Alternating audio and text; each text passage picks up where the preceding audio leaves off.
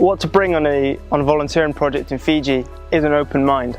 If you could bring that open mind, it opens so many doors to getting involved with Fijians themselves, getting involved with, you know, the lifestyle, the customs, and if you don't bring that open mind is when the challenges begin. What perhaps people I've seen bring in the past that aren't necessary, especially for the men, trousers, and for the women, trousers aren't anything that are necessary here. I would recommend that everybody bring some reef shoes and not walk on, you know, on the beach or in the reef without the reef shoes. We've had people get cuts on their feet and they can get pretty infected, and we're so far away. It takes about 5 hours by boat to get here, and then another 45 minutes to an hour right into Suva. You're pretty far from medical care, and I think it's important to bring shoes that will be safe. Look at the CDC website.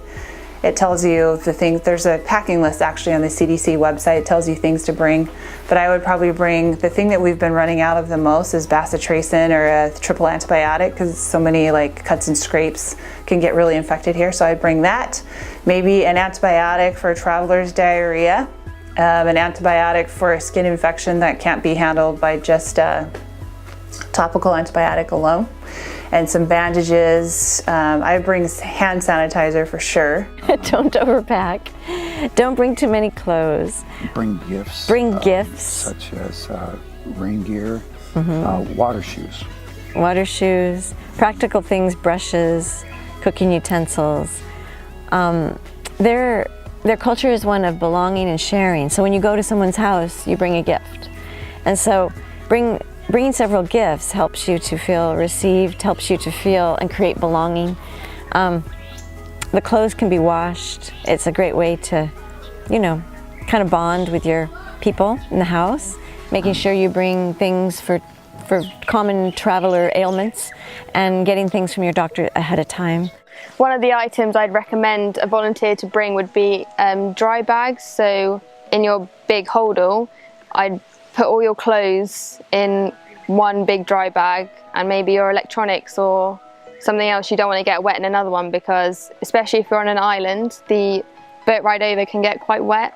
So if you don't want all of your stuff to be soaked by the time you arrive, I'd recommend having that in your bag. It also helps you organise your luggage very nicely.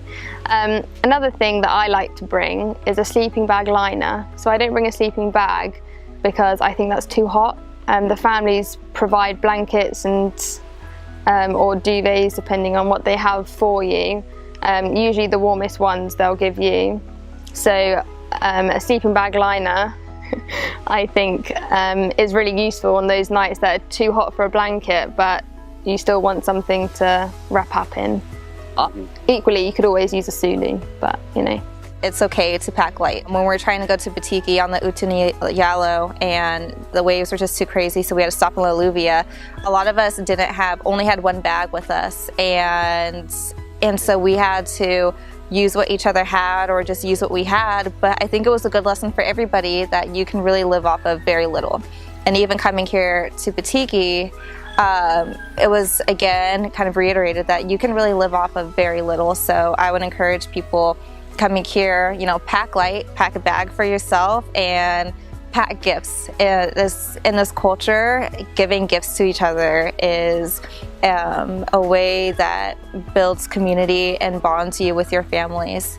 The big one we've been struggling with is protein. Bring some protein bars, I think, is a big one, or just some nutritious snacks. As I've said, I'm kind of interested in the food, and yeah, lots and lots of carbs. So if I was to come again, I probably would bring some protein bars or bring some nuts and snacks like that. In terms of even the household, if you're looking for things to bring for them, I think they'd love some more cooking gear, some more bowls and plates, cups. Bring some protein bars. We brought about 6 or 7 ourselves, but we went through those pretty fast. So I bring a little bit of supplement, not expecting to, get the kind of diet you're used to at home. So bring a few of those, and then bring some gifts for the kids and for the people that are taking care of you. Bring some antibiotics. You're going to get cuts, and when you get cuts in the tropics, they could turn into bad things.